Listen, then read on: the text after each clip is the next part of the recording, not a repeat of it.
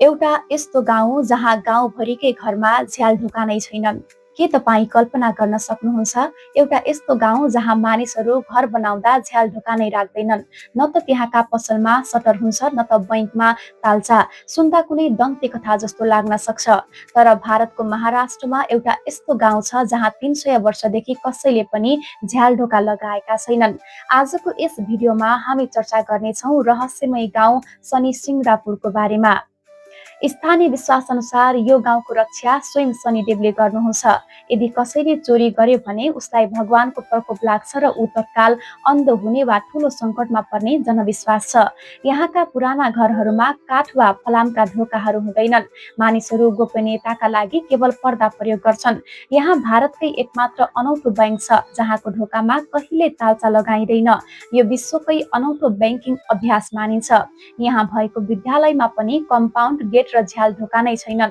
बजारमा रहेका पसल, रेस्टुरेन्ट र होटलमा पनि झ्याल ढोका नै छैनन्। अझ अचम्मको कुरा त के छ भने त्यस गाउँमा रहेका हार्डवेयर पसलमा ताला चापी नै किन्न पाइँदैन।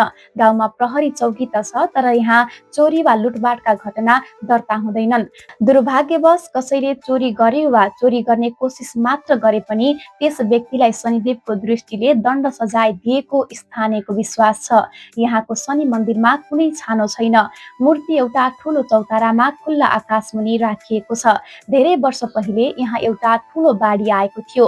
बाढीसँगै एउटा कालो ढुङ्गा पनि बगेर आयो। जब एक स्थानीयले त्यसलाई छोए त्यहाँबाट रगत बग्न थाल्यो। त्यसै रात शनिदेवले गाउँलेको सपनामा आएर भन्नुभयो, यो ढुङ्गा मेरै स्वरूप हो, मलाई गाउँमै राख, म तिम्रो रक्षा गर्नेछु। तर मलाई कुनै छानो या मन्दिर चाहिँदैन, मलाई खुल्ला आकाशमुनि राखिदिए पुग्छ।